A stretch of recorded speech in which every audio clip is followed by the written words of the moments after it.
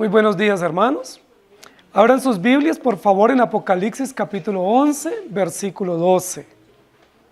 Hoy, como es costumbre, como es habitual todos los domingos, vamos a exponer este versículo del libro de Apocalipsis, pero no de manera textual, sino unido sistemáticamente, expositivamente a un estudio que hemos estado desarrollando por muchos domingos en el libro de Apocalipsis, bajo un eslogan hermenéutico, un eslogan pastoral, un eslogan pactual: Jesucristo, Cordero Vencedor. Ese es nuestro eslogan, es nuestro piso, es nuestro polo a tierra, para nosotros no salirnos, no desviarnos del camino, es nuestra guía hermenéutica para nosotros mantener el concepto en perspectiva o en tensión de lo que es el Evangelio y lo que es el libro de Apocalipsis. Para la mayoría de los estudiosos de Apocalipsis, yo me atrevería a decir que más del 90% de los que estudian Apocalipsis dicen que Apocalipsis es escatológico, es decir, que habla del futuro, es decir, que casi nada se ha cumplido, sino que todo se va a cumplir algún día. Y llevan por lo menos 2000 años esperando que algún día se cumpla, en su gran mayoría, el libro de Apocalipsis.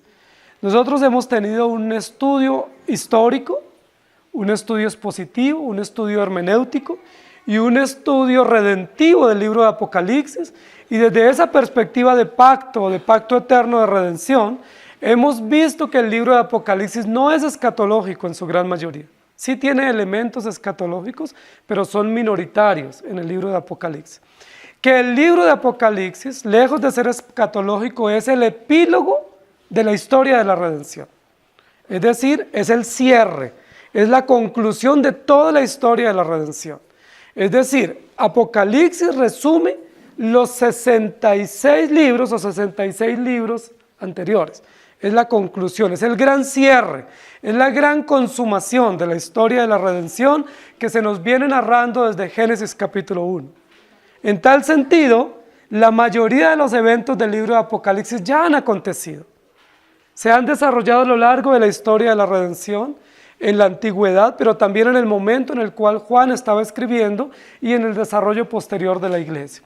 Y eso lo vamos a comprobar hoy en nuestro versículo 12, que dice: y oyeron una gran voz del cielo que les decía: subid acá. Y subieron al cielo en una nube, y sus enemigos los vieron. Hemos dicho en varias oportunidades que este interludio que habla de los dos testigos, para muchos biblistas es Moisés y Elías, o Enoc y Elías, u otros hombres de la historia de la Biblia. Algunos se atreven a hablar de Juan el Bautista, algunos se atreven a decir que es Juan el apóstol. Para ellos, estos eventos están por cumplirse. Pero si ustedes miran el texto bíblico, que es lo que nos va a ocupar en esta mañana, usa 3 verbos y los 3 verbos están en pasado. Oyeron, subieron y vieron. Es decir, nos va a narrar un evento ya ejecutado, o ya cumplido, o ya realizado, no un evento por cumplirse. Si es Moisés y Elías y algún día van a estar en la plaza pública en Jerusalén, sería futuro. Entonces diría: oirán, verán y subirán. ¿Sí me hago entender? Pero cuando dice oyeron, vieron y subieron, los 3 verbos están en el mismo tiempo, y ese tiempo verbal nos indica que es un hecho cumplido, un hecho ya realizado, es decir, es un hecho histórico, es una narración histórica de algo que sucedió en el momento en que Juan recibió la visión. ¿Cuál es el evento relacionado con este episodio que ya se había cumplido cuando Juan escuchó la visión o vio la visión? Que dice que después de la muerte y de estar 3 días y medio en la sepultura o en la plaza pública, resucita, y después de resucitado se escucha una voz que le dice, o se dice en esa voz fuerte y potente desde el cielo: subid acá. Y subieron. ¿De quién puede estar hablando? ¿Quién es el único que ha ascendido al cielo después de morir y resucitar? Bueno, algunos dicen que para esa época ya María había ascendido, ¿no? Y se habla de la asunción de María. Pero se habla en la tradición extrabíblica. porque la Biblia no habla de la asunción de María, ni de la asunción o ascensión de ningún hombre diferente a Jesucristo, el Hijo de Dios. Solo hay un hombre en la historia de la redención que ha muerto, que ha resucitado y que ha ascendido. Que todos esos eventos están juntos mostrándonos un plan perfecto. Entonces, en esta mañana vamos a hablar claramente de lo que la Biblia llama la ascensión, no la asunción. Asunción es la capital de un país suramericano. Y Asunción es una tradición extrabíblica, de una doctrina extrabíblica que dice que alguien sube al cielo con ayuda. La Asunción es que se eleva con ayuda. Alguien lo ayudó, lo empujó, lo sopló, le dio fuerza para que subiera. Pero la ascensión, que es la doctrina bíblica, dice que sube por sí mismo. Es decir, sin ningún tipo de ayuda, sin ningún tipo de fuerza o de poder de afuera o externo a él, sino que sube por sí mismo, por su propia cuenta, por el mismo poder de él. Nosotros no creemos en la asunción, al menos que vivamos allá. Nosotros creemos en la ascensión, es decir, en el Hijo de Dios que después de resucitado subió por sí mismo, por el poder de sí mismo, sin ningún tipo de fuerza o de ayuda externa. Queridos hermanos, el texto que nosotros vamos a revisar hoy nos va a seguir mostrando los eventos de la exaltación de Cristo. Ya vimos los eventos de la humillación. Jesucristo es Dios eterno, estando en el trono eterno, descendió. Y hubo 4 eventos que en la teología bíblica se narran o se mencionan o se estudian como los eventos de la humillación del Hijo de Dios. Primero, la encarnación, ya lo vimos. Segundo, la vida terrenal o el sufrimiento de Cristo aquí. Tercero, la crucifixión de Cristo. Y cuarto, la sepultura. Descendió a las partes más bajas de la tierra, dicen los credos históricos. Es decir, fue sepultado. ¿Qué más humillante para el Hijo de Dios? No solo se encarna, sino que sufre, vive acá en medio de esta condición tan perversa de la humanidad, luego es crucificado injustamente y luego sepultado. Todo eso es humillante. Pero luego comenzamos a ver en este mismo pasaje y también en los evangelios los eventos relacionados con la exaltación de Cristo, que son 4. El primer evento de la exaltación de Cristo es la resurrección, lo vimos el domingo pasado. Y después de 3 días y medio entró en ellos el espíritu de vida y se levantaron sobre sus pies. Primer evento de la exaltación, la resurrección. Segundo evento de la exaltación, la ascensión. El tercero, estar sentado a la diestra de Dios o la entronación. Y el cuarto, venir con poder en las nubes para juzgar a la humanidad. 4 eventos de la exaltación, 4 de la humillación, 4 de la exaltación.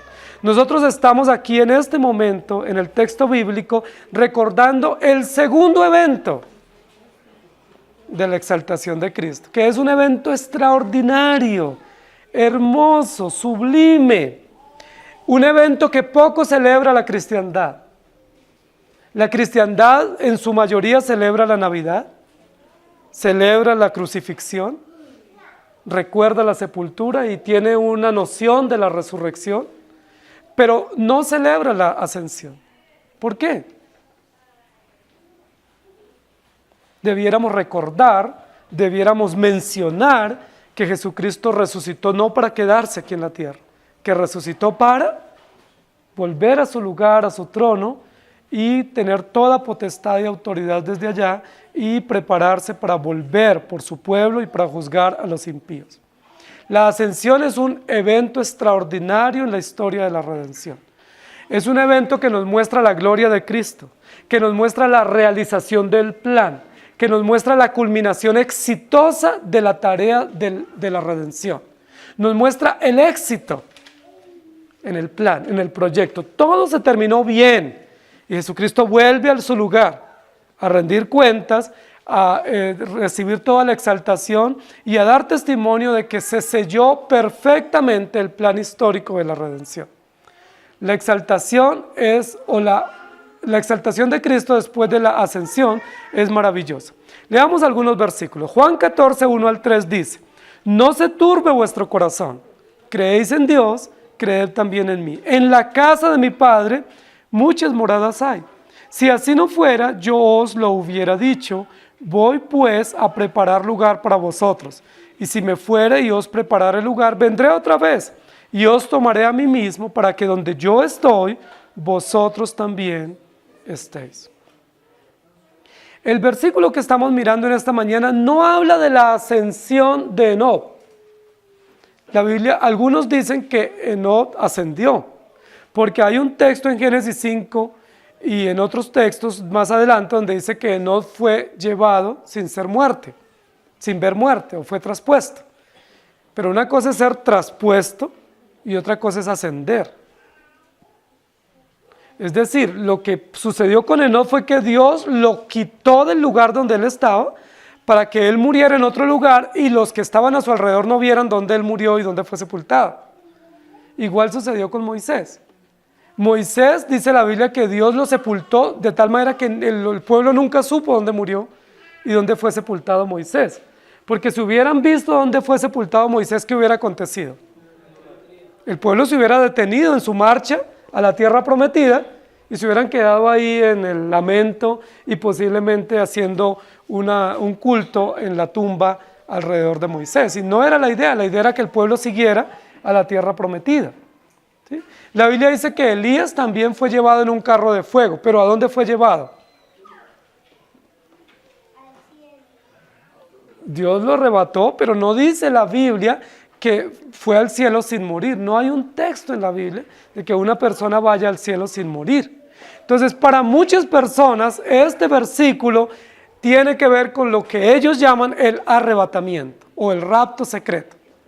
Este es un texto que han usado para decir, aquí está hablando de que hay un rapto secreto, hay un arrebatamiento.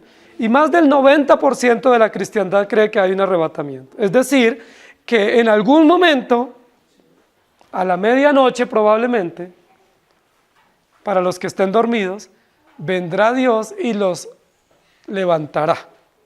El rapto secreto. ¿Sí? Eso es una doctrina que se han inventado muchos, tomada de unos 2 o 3 textos de la Biblia, y este es un evento en el cual sustentan el arrebatamiento, que dice que subieron, ¿quiénes? Los creyentes. Entonces algunos se atreven a hablar de muchos arrebatamientos. Los que creen en el rapto secreto dicen que el primero que fue arrebatado en la historia fue Enoc. El segundo rapto fue el de Elías. El tercer rapto fue el de Cristo. Luego hablan del rapto de los 2 testigos. ¿Ya cuántos llevamos? Luego hablan del rapto de los 144,000. Y luego hablan del rapto de los otros creyentes. Entonces, ¿cuántos raptos hay según ellos? Eso, raptos 5. Pero la Biblia no habla de raptos de ninguno de esos grupos. En el caso de Jesucristo habla de la ascensión, no del rapto. Entonces aquí no vamos a hablar del rapto porque la Biblia no habla y no es una doctrina bíblica que nosotros creemos. Nosotros creemos en la ascensión de Jesucristo y creemos luego en la resurrección de los muertos y la glorificación. ¿Estamos de acuerdo? Pero no en un rapto secreto y menos varios raptos, como si fuera una serie televisiva. Creemos simplemente en la ascensión del Señor Jesucristo. Y creemos que este versículo, en el contexto en que lo hemos visto, desde el principio del capítulo hasta el final, nos está hablando de Jesucristo. Porque primero dice que ese testigo bajó del cielo. ¿Recuerdan? Que a ese testigo se le dio poder y autoridad. ¿Sí? Que ese testigo es fiel y verdadero. Que ese testigo es todo el Antiguo Testamento y todas las verdades de los profetas y la ley. ¿De quién está hablando? De Jesucristo. Luego dice que ese profeta fue muerto, que ese profeta fue exhibido públicamente 3 días y medio, luego resucitó después de 3 días y medio. ¿De quién está hablando? De Jesucristo. Y luego ahora dice que ese mismo profeta que resucitó, ahora se le da una orden y es subir, y sube. ¿Quién es el único que ha muerto, ha resucitado y ha subido al cielo? Jesucristo. No está hablando de Moisés y Elías, querida iglesia. menos de Enoc, menos de Juan el Bautista, de cualquier otro ser. Está hablando de Jesucristo que cumple o sella con su propia sangre la historia de la redención y que da testimonio del poder que Él tiene subiendo nuevamente al cielo. La Biblia habla de la ascensión en varios lugares, en muchos lugares de la Escritura. Y yo quiero que leamos algunos textos. Hechos 1, 9 y 10. Y habiendo dicho estas cosas, viéndolo ellos, fue alzado y le recibió una nube que le ocultó de sus ojos. Y estando ellos con los ojos puestos en el cielo, entre tanto que él se iba, he aquí se pusieron junto a ellos dos varones con vestiduras blancas. Luego, en 1 de Tesalonicenses 4, 15 al 18 dice, por lo cual os decimos esto en palabra del Señor, que nosotros que vivimos, que habremos quedado hasta la venida del Señor, no precederemos a los que durmieron, porque el Señor mismo con voz de mando, con voz de arcángel y con trompeta de Dios descenderá del cielo, y los muertos en Cristo resucitarán primero. Luego nosotros los que vivimos, los que hayamos quedado, seremos arrebatados juntamente con ellos en las nubes para recibir al Señor en el aire, y así estaremos siempre con el Señor. Por tanto, alentados los unos a los otros con estas palabras. Hermanos queridos, nuestra enseñanza va a hablar de la ascensión de Cristo. Él se fue. Si a nosotros se nos pidiera la opinión, si quisiéramos que Jesús se hubiera quedado otros días más, ¿qué hubiéramos opinado? Si Jesús hubiera hecho esa última reunión con los discípulos en Betania, en esa montaña cerca de los Olivos, y les hubiera dicho, bueno, pues yo he planeado irme, ¿y ustedes qué opinan? ¿Qué les parece? Hubiera hecho una asamblea. ¿Qué ustedes creen que hubieran dicho los discípulos? Por favor, no te quedes, no te vayas. Y hubieran tenido muchísimas razones y buenos argumentos. Argumentos muy interesantes hubieran tenido para decirle, no, no se vaya. Lo necesitamos, queremos terminar la escuela con usted, queremos seguir aprendiendo. Usted es nuestro líder, hemos sido muy instruidos, muy edificados. Queremos ser unos predicadores al lado suyo, pero no te vayas. Con toda seguridad que hubiera sido la actitud y posiblemente muy genuina, muy honesta de los discípulos. Pero Jesús no les preguntó a ellos. Recuerden que antes de la muerte Jesús les contó y les dijo, es necesario que el Hijo del Hombre sea entregado en manos de pecadores y muera y sea sepultado y resucite el tercer día. ¿Y recuerdan cómo reaccionó Pedro? Señor, en ninguna manera eso te acontezca. O sea, no diga eso, eso no puede ser. Y Jesús le dijo, apártate de mí, Satanás, porque me eres tropiezo. Porque no pones la mira en las cosas de Dios, sino en las cosas de los hombres. Si ahora después de la resurrección, Jesús les hubiera preguntado, ellos hubieran dicho, no debes irte, no es el momento. Porque nosotros creemos que nunca nuestros seres queridos o nuestros amigos o compañeros deben separarse de nosotros bajo ninguna circunstancia. Para nosotros nunca es el momento. A veces tenemos el abuelito de 90 años y ¿qué decimos? Que no se vaya porque nos hace falta. A veces va a cumplir los 100 años y decimos, pero es que por favor todavía él no ha terminado la tarea. Cuando la Biblia dice que la edad es 70 años. Es decir, cuando nos vamos aproximando a los 70 años, lo más seguro es que nosotros estamos listos para que el Señor nos llame a su presencia. Y si pasamos de 70 a 80, pues somos robustos. Pero preparémonos porque en cualquier momento el Señor nos va a llamar. Porque es el fin natural. Tenemos que irnos. Dios nos creó para que nos vayamos, para que muramos y nos preparemos para la vida que viene más allá, que es mucho mejor. En el caso de Jesús, Jesús nunca vino para hacer una vida acá en la tierra. Entonces algunos dicen, ¿por qué Jesús no se casó? ¿Por qué Jesús no vivió más? ¿Por qué no desarrolló una mega iglesia en Jerusalén? Lo hubiera podido hacer. ¿Por qué no hizo un ministerio mucho más fructífero? Hubiera tenido una escuela de misioneros y los hubiera enviado por todo el mundo. ¿Saben por qué no lo hizo? Porque ese no era el propósito. Porque él mismo dijo, yo no soy de aquí. Yo he venido a cumplir una tarea temporal, pero yo no soy de aquí, yo tengo que partir. Y Jesús estaba consciente de eso y desde el primer momento le dijo a los discípulos que ese era el propósito de su estadía acá.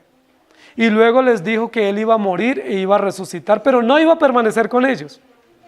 ¿Cuántos días estuvo después de la resurrección? 40 días. Exactamente estuvo 40 días desde el día de la resurrección hasta el día de la ascensión. Y en esos 40 días, ¿qué hizo Jesús? En esos 40 días tuvo varias apariciones y varios momentos con sus discípulos, de tal manera que se relatan en los evangelios, en las escrituras, por lo menos 10 eventos en los cuales Jesús se apareció vivo. ¿Por qué Jesús se apareció vivo? Porque era necesario, tenía que corroborarse su resurrección. Era necesario que hubiera pruebas fidedignas, testimonio múltiple de la resurrección. Si Jesús hubiera resucitado y esa misma mañana de domingo hubiera ascendido al cielo, ¿qué hubiera acontecido? No hubiéramos tenido la prueba, el testimonio múltiple, las evidencias contundentes de que Él resucitó, de que Él estuvo con ellos, que se comprobó, que se corroboró que Él había resucitado realmente en forma corporal. Alguien hubiera dicho que la resurrección había sido espiritual o metafísica, pero no una resurrección real. Pero el texto anterior, como lo narran los evangelios, dice que fue corporal, se puso sobre sus pies. Ahora este versículo que estamos mirando hoy nos dice que le vieron subir. No fue un fantasma, no fue una ilusión, no fue un déjà vu. Le vieron subir, ¿sí? Fue real, fue corporal. Queridos hermanos, la ascensión de Jesucristo estaba programada, pero era necesario que pasara 40 días. ¿Qué hizo Jesús en esos 40 días? Les dio pruebas indubitables, es decir, no hay duda de su resurrección. ¿Pero qué más hizo? Dice la Biblia que pasó con sus discípulos y los instruyó, les consoló. Qué hermosa labor de Jesús después de resucitado, consolar a sus discípulos. No los reprochó, no hay ningún reproche después de la resurrección. Jesús hubiera podido reprochar a Pedro por traidor. Hubiera podido reprochar la acción de Judas por haberlo entregado, pero no lo reprochó. ¿Sí? No reunió a los 11 para decirle, imagínense con las que salió Judas. No lo hizo. No reunió a los 11 para decir, ¿y ustedes por qué volvieron a remendar las redes y se volvieron a la pesca? Incrédulos, desconfiados, no los reprochó. Estuvo con ellos, los acompañó, les partió el pan, les expuso las escrituras, les instruyó y les dijo, es necesario que yo me vaya. Lo mejor para ustedes es que yo me vaya. Qué hermosa actitud de Jesús. Y luego los reunió en una montaña que tiene el nombre de nuestra iglesia. Nuestra iglesia mejor tiene el nombre de esa montaña. Betania. Betania, casa de Dios. Los reunió en esa montaña, en una ladera, muy cerca de los Olivos, muy cerca donde había sido crucificado, muy cerca de donde había sido sepultado, a 2,5 kilómetros de Jerusalén. Y ahí cerca, en esa montaña, una montaña muy conocida, un lugar muy conocido porque estaban sus mejores amigos, Lázaro, María y Lázaro. Lázaro, María y Marta estaban allí. Lázaro, el que Jesús había resucitado también. Ahí en Betania también vivía Simón, el leproso, donde habían ungido a Jesús y lo habían preparado para la sepultura. Fue un lugar de muchos eventos y en ese lugar Jesús los reunió.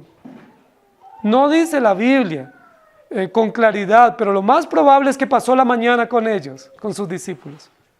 Les instruyó, se despidió, les dio la última bendición y les dijo, es necesario que yo me vaya. Y al final, posiblemente de una mañana, donde instruyó a sus discípulos, se despidió, hubo las respectivas palabras de despedida, dice que los bendijo y escuchó una voz y una nube lo alzó y lo ocultó de sus ojos. ¡Qué hermoso espectáculo! Recientemente habían tenido un espectáculo de muchísimo dolor y angustia en Getsemaní y luego en los Olivos. Un espectáculo traumático para los discípulos, muy desgarrador, ver la entrega, la traición y la crucifixión de Jesucristo. Dice la Biblia que todos temían y se angustiaron. Todos se ocultaron porque estaban atemorizados. No podían creer que Jesús, su Maestro, su Dios, su Salvador, lo estuvieran crucificando tan injustamente. Estaban acongojados, luego participan de la resurrección, pero todavía no daban crédito de lo que estaban viendo. Pero luego Jesús los prepara para el último encuentro que va a tener con ellos en la tierra, que era en una montaña, y se despide de ellos. Queridos hermanos, Él se fue. Él se fue. No quedó aquí entre nosotros. ¿Por qué? Porque no era el propósito. Porque no era ese el plan. Y porque Él ya había terminado toda la tarea que tenía aquí, temporal o terrenal, en medio de los discípulos. Sus discípulos estaban fortalecidos emocional y espiritualmente. Sus discípulos habían corroborado el cumplimiento de las Escrituras, que Él realmente había muerto, había resucitado y ahora estaba preparado para partir. Y luego se escucha, según el texto, una gran voz desde el cielo. Y esa gran voz les decía, subid acá. Apocalipsis está lleno de grandes voces. Las voces que acompañan la historia de la redención son voces fuertes, de autoridad, de poder, pero son voces de esperanza, de cumplimiento del plan perfecto de Dios. Suban acá. Pero las voces de terror que acompañan el juicio de los incrédulos son estruendos de miedo para ellos, pero para los creyentes son voces de esperanza. La voz que se escucha acá es una voz potente. ¿De dónde sale esa voz? ¿Quién emite esa voz? La Biblia no nos dice quién emite la voz, pero no es un sonido, no es un ruido, no es algo indescriptible, es una voz clara, con una orden clara, con una expresión y una frase contundente que Juan la puede registrar. En otras oportunidades dice, se oyó un estruendo, se oyó un ruido, una gran voz, pero no se descifra. Esta gran voz se puede descifrar, lo que se dice y de dónde se dice, y se puede atender a esta orden. Subid acá.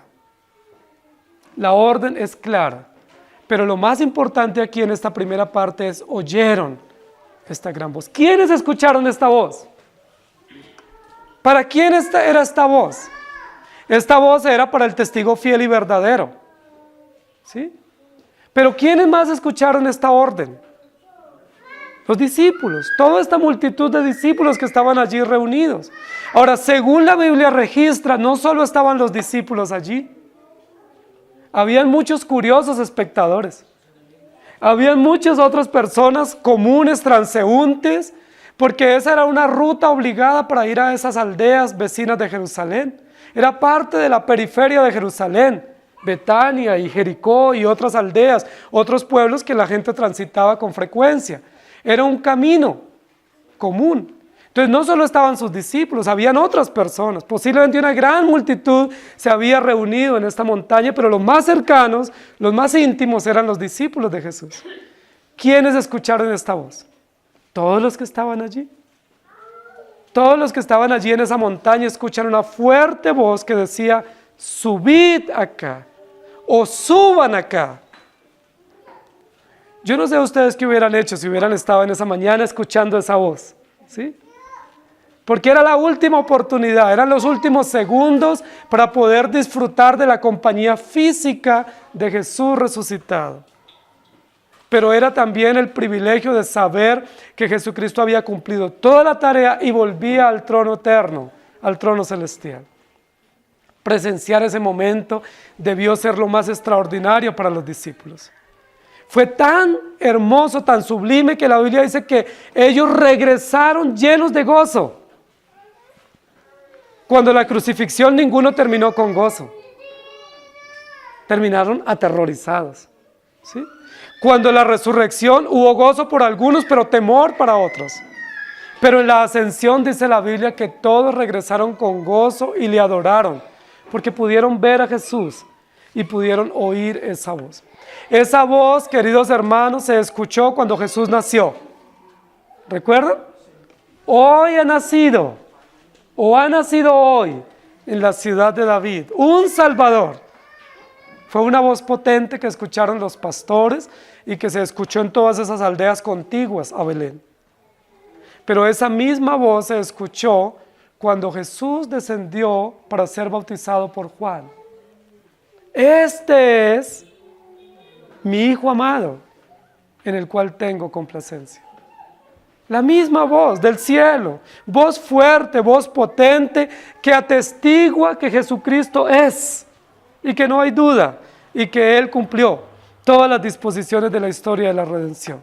Pero esa misma voz se escuchó también en la muerte de Jesús, cuando Jesús habla con el Padre y le dice: Padre, ¿por qué me has abandonado? Y dice la Biblia que se escuchó la voz y el aliento que Él recibió. Pero se escuchó también esa voz en la resurrección, ¿sí? Donde dice: ¿por qué buscáis entre los muertos al que vive? No está aquí, pues ha resucitado. Ahora se escucha esa misma voz potente desde el cielo: subid acá. Hermanos queridos, el poder oír el Evangelio es una gran bendición. Si los discípulos no hubieran oído, solo hubieran visto, ellos hubieran podido interpretar el evento de miles maneras, de forma subjetiva, individual, de forma mística. Simplemente presenciaron un evento, un espectáculo, pero no solo lo presenciaron, lo oyeron. Ellos escucharon y comprendieron con claridad lo que iba a acontecer. Desde que abrimos el libro de Apocalipsis, en el primer capítulo, en los primeros versículos, nos dice que el Evangelio no solamente se vive, sino que se escucha, se participa, se ve, se disfruta. Todos los sentidos nuestros, transformados por el Espíritu Santo, son partícipes del cumplimiento de la obra de la redención. Y oyeron. Ustedes hoy ustedes y yo hoy estamos oyendo. Ninguno podemos decir no oímos, no vimos, no nos dijeron. Aquí dice oyeron. Y esa evidencia muestra la gracia de Dios para su pueblo. Pero esa evidencia de oír también es una prueba contra los incrédulos. Porque el día que ellos se presenten ante el tribunal de Cristo, ellos no pueden decir nunca oímos. Ellos oyeron, ellos vieron. Es decir, no hay excusa para ellos, al igual que para nosotros no hay excusa. Oyeron una voz. ¿Cuál es la razón de todo el evento de la ascensión? La razón es que oyeron una voz. Y esa voz es una orden imperativa y se debe cumplir. Ese verbo oyeron es un pretérito perfecto simple, es un indicativo, es una acción cumplida, es una indicación de una orden que se tiene que ejecutar. No se puede pasar por alto, es una indicación, no es simplemente una acción, sino una acción que ordena o que indica algo que se tiene que hacer. ¿Cuál fue la indicación? Subid acá. Yo no sé si ustedes hubieran querido estar esa mañana ya en Betania. Hoy estamos en Betania. Pero en esa mañana y escuchar esa hermosa voz potente, poderosa, radiante, clara, desde el cielo, nos dice subid acá. Porque el subir nos muestra el cumplimiento de la historia de la redención, pero también nos prepara para el momento cuando escuchemos la misma orden los creyentes. Porque al final del tiempo escucharemos esa misma orden todos. Y dice la Biblia que los muertos en Cristo resucitarán primero y en un abrir y cerrar de ojos todos seremos transformados y subiremos o volaremos, dicen en otras traducciones, para estar con el Señor. Ese evento de la ascensión es un preámbulo para la resurrección de los creyentes y para toda la esperanza gloriosa que disfrutaremos, porque Él se fue, pero nosotros le seguiremos a donde Él está. Él se fue, pero no hay melancolía, no hay nostalgia, no estamos tristes, deprimidos, porque Él se fue. Estamos felices porque se fue. Sería terrible que no se hubiera ido.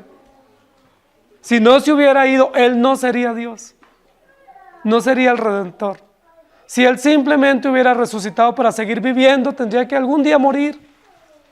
Y no hubiera sellado todas las evidencias normativas de la historia de la redención. Pero oír su voz, y hoy que resuene esa voz en nuestras conciencias, es una gran garantía de que Él cumplió todas las disposiciones del pacto de la redención. Ahora, ¿por qué Jesús se quedó 40 días? ¿Por qué era necesario? ¿Por qué era necesario? Jesús tenía que afirmar a sus discípulos, tenía que ratificarles todos los compromisos que ellos tenían. Me imagino que esos 40 días los dedicó para reforzar la misión, el encargo de ser testigos en Judea, en Jerusalén, en Samaria, hasta lo último de la tierra. Es de entender que esos 40 días fue para ratificar ese encargo. ¿Sí?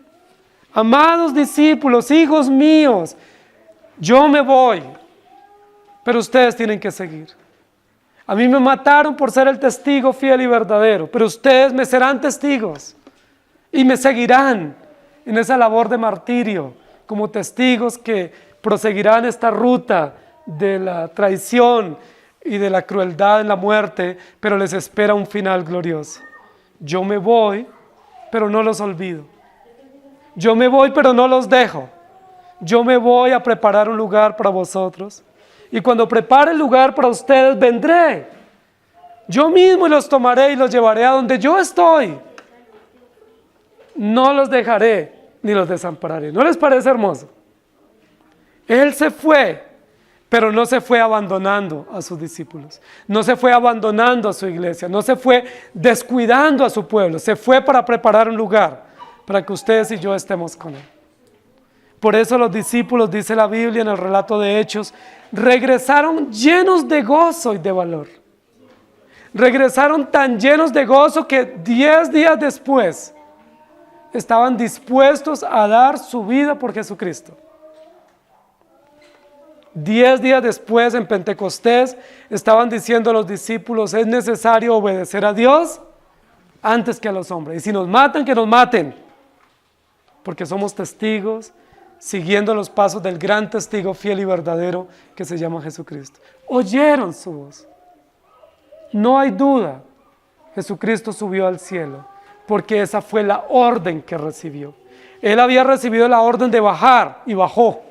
Él recibió la orden de predicar y predicó. Recibió la orden de dar su vida y le dio su vida. Recibió la orden de resucitar y resucitó. Ahora recibe una orden, la misma, de la misma fuente, del mismo origen del cielo. Y esa orden es suban o subid acá, y subieron. Hechos 1:3 dice, a quienes también después de haber padecido, se presentó vivo con muchas pruebas indubitables, apareciéndoseles durante 40 días y hablándoles acerca del reino de Dios.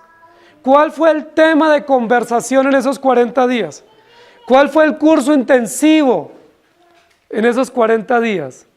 El reino de Dios. Yo soy el rey, ustedes son mi reino, y ustedes y yo reinamos por siempre por la obra perfecta de Jesucristo. Al final de ese tiempo se fue. Primera de Corintios 15:6. Después apareció a más de 500 hermanos a la vez, de los cuales muchos viven aún y otros ya duermen. Y oyeron una gran voz del cielo que les decía, subid acá. Y subieron al cielo en una nube. Hay una secuencia lógica, una secuencia interesantísima entre orden y ejecución de órdenes. Siempre lo hemos visto en el libro de Apocalipsis. Se da una orden y no hay postergación, ¿sí? No hay como nosotros, espere, lo pienso. A nosotros Dios nos da órdenes y ¿qué decimos? Yo creo que no era para mí. Es para el del lado. Sí, yo creo que eso es para usted.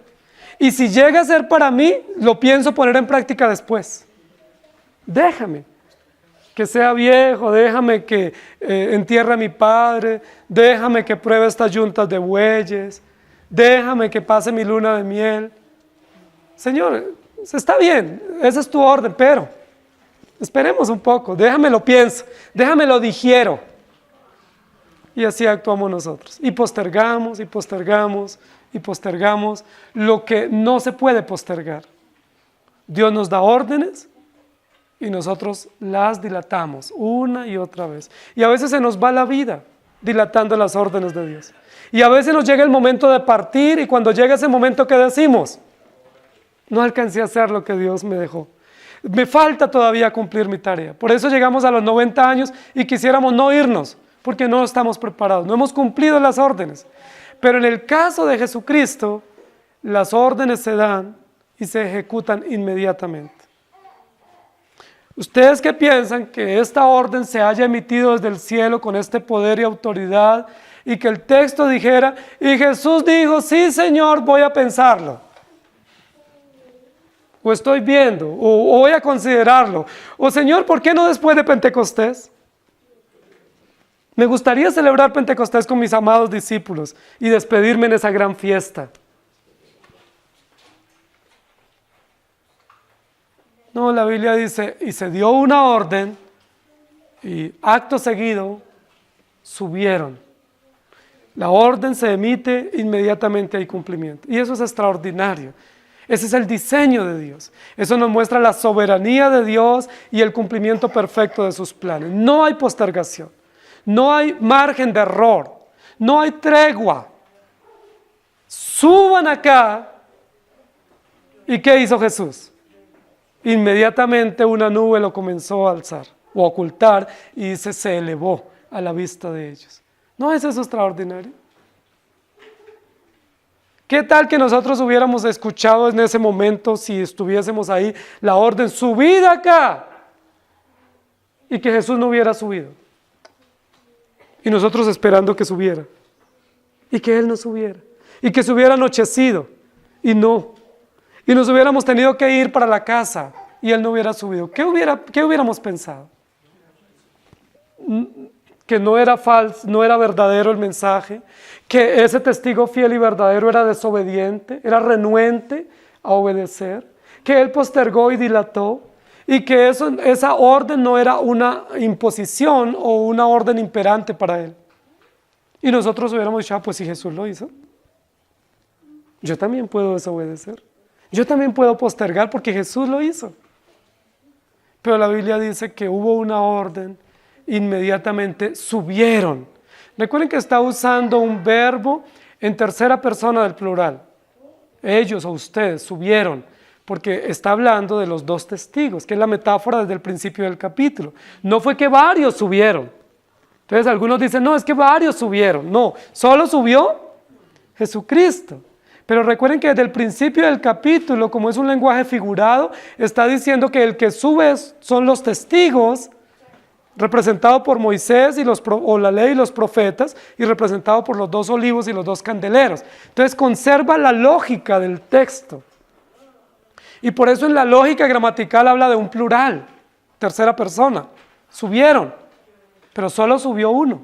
Solo ha subido uno, que se llama Jesucristo. Solo resucitó uno. Solo murió uno para perdonar nuestros pecados. Pero comprendamos que es el uso metafórico del texto, no para oscurecer el texto, sino para mostrar la riqueza del cumplimiento de las Escrituras. Aquí no hay un propósito de esconder una verdad o de ocultarla, sino un propósito de enriquecer la verdad, diciéndonos que el que está allí resucitando y el que está ascendiendo es el que cumplió todas las Escrituras, dadas a través de Moisés y los profetas o a través de la ley y la gracia. Y subieron al cielo en una nube.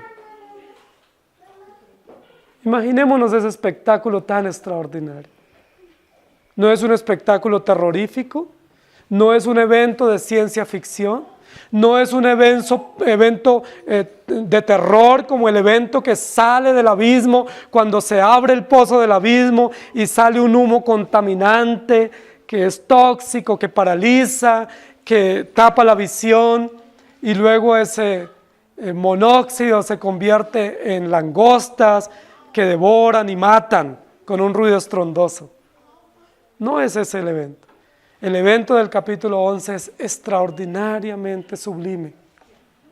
Es un evento que quisiéramos presenciar, reunidos en una montaña, en un sol radiante, en una de las laderas cerca de Jerusalén, no para llorar, como Jesús lloró antes cuando descendió a Jerusalén, sino para gozarse y para despedirse de sus discípulos. Los reunió a los 11. No reunió a 2 primero, no reunió a Pedro, Jacobo y Juan, aparte. No se reunió con las mujeres que visitaron la tumba por primera vez. Se reunió con todos sus discípulos. Fue una convocatoria pública. Es la despedida. Jesús va al cielo. Se escucha la voz, inmediatamente subieron al cielo o subió al cielo. Hermanos queridos, este texto y esta acción nos muestra que Jesucristo subió. ¿Pero para qué subió? ¿Para estar en una nube? ¿A dónde subió? Subió al trono. El texto no completa la idea, porque no es la intención en esta oportunidad, pero nosotros tenemos que completar la idea, y es: Jesucristo subió para sentarse a la diestra del trono de Dios. Jesucristo subió y se entronó. Fue su entronación. No quedó en una nube, no está en una nube. Él no vive en una nube. Él está en el trono de Dios, en el cielo, donde rige y donde gobierna con autoridad. Es juez absoluto de todos. Es sacerdote perfecto. Él cumplió todas las disposiciones del pacto de la redención. Algunos dicen: Jesucristo ascendió para constituirse rey. ¿Eso será cierto? Jesucristo ascendió para constituirse sacerdote. Jesucristo subió al cielo para constituirse intercesor. ¿Será cierta esas verdades? No, todo eso es mentira, porque Él es Rey eterno, Él es sacerdote eterno y Él es intercesor eterno a favor de su pueblo. Él siempre ha intercedido. Él no subió para constituirse rey, Él subió porque Él es Rey, y para tomar el lugar que temporalmente dejó para venir a cumplir las disposiciones de la historia humanada o de las disposiciones pactuales de entregar su vida por su pueblo. Él se fue para su lugar. Él regresó a su lugar y subieron al cielo en una nube. Es muy descriptivo el texto, porque no solamente nos dice que la orden fue ejecutada, sino que nos dice el lugar de destino. Descendió del cielo, ahora subió al cielo. No hay otro lugar intermedio. No hay un punto de escala, ¿sí? Sencillamente del cielo descendió, al cielo subió. Y luego dice que fue ocultado en una nube. Ahora, ¿por qué le ocultó una nube? Porque llegó a un lugar donde ya no podía ser visto, ¿sí? Eso es igual como cuando nosotros vemos un objeto en el espacio, ese objeto se va poniendo más distante. A medida que se ve más distante, nosotros decimos: ya, lo ocultó una nube, o lo cubrió una nube, o lo tapó una nube. No dice que fue una nube la que lo subió, o como lo pintan por ahí en muchos cuadros, ¿no? Ahí como sentado en una nube. No, Él no está envuelto en una nube, o sentado en una nube, o no fue una nube la que lo transportó. Él subió por sí mismo. Lo vieron subir por sí mismo. Cuando dice que una nube lo ocultó, fue que ya no podía ser visto. Como cuando uno ve un avión y rápidamente lo perdemos de vista. ¿Por qué? Porque las nubes y la distancia lo hacen ya imperceptible a nuestra vista. Él se fue. El texto continúa diciendo: y sus enemigos los vieron. Y esta es una frase de transición. Es una frase que es incluida obligatoriamente para mostrar que ellos fueron testigos de la resurrección y de la ascensión de Jesucristo. Los enemigos del Evangelio quisieran que esa frase no estuviera. Quisieran emitir u omitir esa frase. Y sus enemigos los vieron. No es una añadidura, es una frase aclaratoria, ¿sí? Es un complemento directo en la frase. Sus enemigos los vieron. ¿Por qué es importante esta frase? ¿Por qué es importante que el texto concluya no expresando la emoción de los discípulos, no expresando la actitud de adoración de los discípulos o la reacción por la partida, sino expresándonos una gran verdad, y es que había enemigos viendo, presenciando este evento maravilloso? La pregunta es, ¿qué hacían allá? ¿Por qué los enemigos se meten donde no deben estar? ¿Por qué a ellos les gusta estar presenciando lo que no creen, lo que censuran, lo que denuncian, de lo que dudan, de lo que se burlan?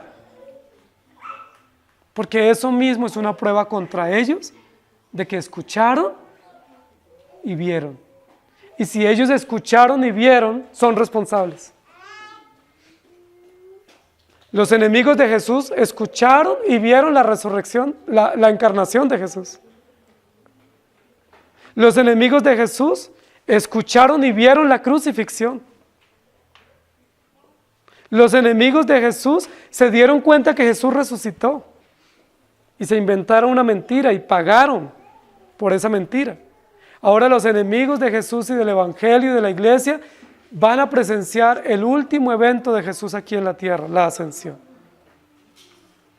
A mí esto me parece extraordinariamente hermoso, que los enemigos de Cristo presencien la ascensión de Cristo y que el Evangelio lo registre tan precisamente. Los enemigos los vieron, es decir, si los vieron, ¿qué más pasó? Oyeron, estaban ahí camuflados en medio de la gran multitud. Recuerden que siempre que hubo multitudes que siguieron a Jesús, la gran mayoría de esa multitud no eran discípulos de Jesús. ¿Sí se acuerdan? Por eso hay que tener cuidado con las multitudes. Las multitudes generalmente son enemigas del Evangelio. Recuerden que cuando hubo esa multitud en la alimentación de los panes y de los peces, Jesús les dice, ustedes me siguen porque les doy pan. Si yo no les diera pan y no les diera comida, ustedes no me seguirían. Es decir, ¿por qué iban ellos? Por la comida, por pasar un buen rato, por escuchar una buena conferencia, por estar en medio de la multitud y tomarse fotos.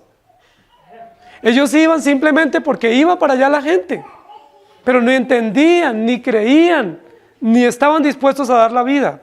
Por eso Jesús en una oportunidad les dijo, mire, váyanse todos. No les voy a dar más pan, porque el pan que yo les doy es mi vida y mi cuerpo. Si quieren comer ese pan, quédense, o si no, ¿se acuerdan cuántos se fueron? Quedaron unos cuatricos, no, unos 12. Muy pocos quedaron. Y Jesús les dice a los discípulos en esa oportunidad, ¿ustedes quisieran irse también? Váyanse. Y es allí donde hay una gran declaración, una confesión de fe extraordinaria. Pero ¿a quién iremos si solo tú tienes palabras de vida eterna? Él se fue, pero aún en ese último día, los enemigos de Jesús se cercioraron de ver lo que estaba aconteciendo. Pero esa experiencia de ver, o esa expectación de ver, se constituye en una evidencia contra ellos. Porque si ellos lo vieron, saben que Jesús es Dios. Si ellos lo vieron partir, saben que Jesús no está en la tierra, que está en el cielo. Si ellos lo vieron partir, saben que verdaderamente Él es Dios y Rey, y que Él vendrá. Y si ellos lo vieron partir, tienen que prepararse para el día cuando Él venga y le vean regresar y serán juzgados. Hermanos queridos, aquí vemos nuevamente el Evangelio completo. Los discípulos lo ven y se llenan de gozo. Los enemigos lo ven y se llenan de terror. Dos reacciones distintas o dos sentimientos distintos frente a la partida del Señor. Juan 16, 28 dice, salí del Padre y he venido al mundo. Otra vez dejo el mundo y voy al Padre. Y oyeron una gran voz del cielo que les decía, subid acá, y subieron al cielo en una nube, y sus enemigos los vieron. Ahora, si ustedes leen todo el capítulo 11, recuerden que dicen que la muerte de los testigos, ¿quiénes la presenciaron? Sus enemigos, los ateos o los gentiles que estaban en el patio, hollando, pisoteando, despreciando el evangelio a Cristo. ¿Y de dónde estaban constituidos esos enemigos? ¿De qué lugares? De todas las tribus, los pueblos, las lenguas y las naciones. Lo vieron. Entonces algunos dicen, bueno, eso no puede suceder antes de determinada fecha porque no existía la televisión o el internet. Para que todo el mundo lo vea tiene que haber internet y satélites. Entonces eso tiene que ser ahora que se va a cumplir, porque ahora sí, con este mundo globalizado, con las comunicaciones, entonces ahora sí todo el mundo puede presenciar un evento casi en tiempo real. Dios no necesita televisión, ni satélite, ni internet para afirmarnos que la muerte de Cristo fue presenciada por todo el mundo. ¿Cómo la presenciaron? Pues a través de sus autoridades, a través de las instituciones, a través de representantes de las naciones que estaban en Jerusalén en ese momento y a través de la noticia que se regó. ¿Cuál fue la noticia que se regó el día de la muerte de Jesucristo? Lo matamos. Lo logramos. Lo quitamos del paso. Y se mandaban regalos y se hacían celebraciones y festejos y se amistaban entre ellos. Todo el mundo lo vio. No vieron el cuerpo físico de Jesús, pero vieron y escucharon la noticia. Y al tener conocimiento de las Escrituras, que están traducidas a muchos idiomas, todo el mundo es testigo que Jesucristo murió. Luego en la resurrección dice que todo el mundo vio la resurrección. Es decir, para el mundo es un evento común, que no lo creen, pero que lo reconocen en la historia secular. Y ahora la ascensión, aunque no la creen, es un evento común que todos sus enemigos los vieron. Hermanos queridos, miren cómo el texto va avanzando. Capítulo 11 comienza diciendo el texto, con relación a Jesús, que el patio lo tienen los gentiles. ¿Recuerdan? Luego después dice que esos gentiles oyen la ciudad, es decir, desprecian la verdad, desprecian los símbolos sagrados, desprecian a Cristo. Luego después dice que esos gentiles que oyen o desprecian, matan a ese testigo fiel. Tercera acción degradante, es una degradación en la actitud. Y luego nos muestra que después de que no solamente lo matan, hacen fiesta y celebran, hacen un carnaval, celebrando, mayor degradación, mayor oprobio, y luego ahora los califica. ¿Quiénes son esos gentiles que matan, celebran y desprecian? ¿Cuál es el adjetivo calificativo? Enemigos. ¿Enemigos de quién? No había dicho hasta aquí que eran enemigos, pero aquí ya nos va a decir con claridad que estos son enemigos de la verdad. Son ateos, son enemigos de Cristo, son enemigos de la iglesia, persiguen la iglesia, persiguen a los creyentes, se camuflan en las multitudes, se hacen pasar como creyentes, pero no son creyentes, son enemigos de la verdad. Pero ellos también están viendo, y es necesario que vean, y es necesario que escuchen, porque si ellos ven y escuchan, no tienen excusa delante de Dios. Por eso dice la Biblia, dejen crecer juntamente con el trigo la cizaña. No saquen el trigo, no sea que malogren, no saquen la cizaña, no sea que malogren el trigo. Dejen crecer juntamente, porque al final del día, ¿quién es el que hace la separación? ¿Quién hace la selección? ¿Quién da la recompensa? Dice, a los de la izquierda, malditos, al fuego eterno, y a los de la derecha, a la vida eterna. Bienvenidos. Él se fue, pero no estamos tristes. Él se fue, pero no estamos acongojados ni en una depresión profunda. No nos sentimos solos ni abandonados. Él se fue, pero estamos felices. ¿Por qué estamos tan felices? Porque Él dijo, he aquí yo estoy con vosotros todos los días hasta el fin del mundo. No los dejaré ni los desampararé. Él se fue porque era necesario, porque eso hacía parte del plan. Igual es necesario que nosotros nos vayamos. En algún momento Posiblemente en estos días próximos comenzaremos a irnos. Y cuando alguno de nosotros se vaya, tenemos que decir, Él también se fue. ¡Qué bendición! Se fue para estar con el Señor, lo cual es muchísimo mejor. Pero aunque Él se fue, que es el Rey eterno, y los creyentes están yendo para morar con el Señor, nosotros no estamos abandonados. No estamos a la deriva porque Él está con nosotros. Y esa es la esperanza y el gozo. Es extraordinario, hermanos queridos, que en ese evento de la ascensión de Jesucristo, lo relata el libro de los Hechos, los discípulos estaban gozosos y bajaron esa montaña cantando, posiblemente dice, gozosos, adorando y alabando a Dios por lo que habían visto. No estaba ninguno triste o acongojado, estaban felices. Y ustedes y yo debemos estar felices hoy y vivir felices este año y vivir felices esta vida que el Señor nos regala. No felices como el mundo nos ofrece o nos indica, sino felices porque Él está con nosotros a través de su Espíritu Santo. Pero Él resucitó y se fue al cielo. Que el Señor nos ayude. Amado Señor, gracias por recordarnos tu palabra. Y gracias por recordarnos que tú cumpliste todas las disposiciones del pacto de la redención y las cumpliste sin dar tregua, sin ningún tipo de alteración. Tú las cumpliste sin ningún tipo de condición. Tú las cumpliste sencillamente porque debían cumplirse y porque tú eres el Hijo obediente de Dios. Tú tuviste y tienes una obediencia perfecta al Padre. Obediencia que nosotros no tenemos a ti. Nosotros somos tan desobedientes. Tú nos das órdenes todos los días en tu palabra y nosotros las disuadimos, las evadimos, las alteramos o las cumplimos a nuestra manera. Y te pedimos que nos perdones. Te pedimos que nos perdones porque no cumplimos las órdenes tuyas.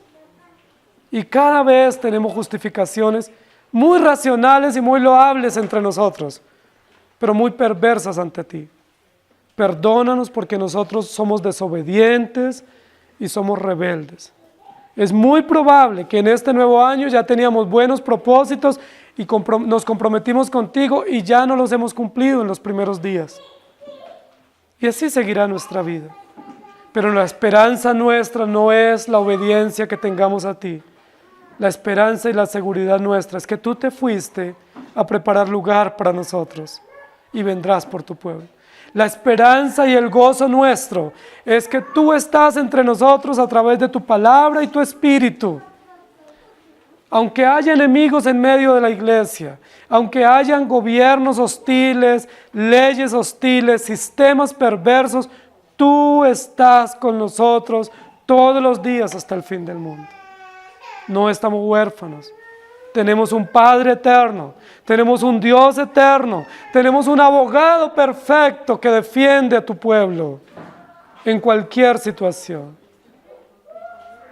Por eso la tarea nuestra no es vengarnos, no es defendernos, no es huir.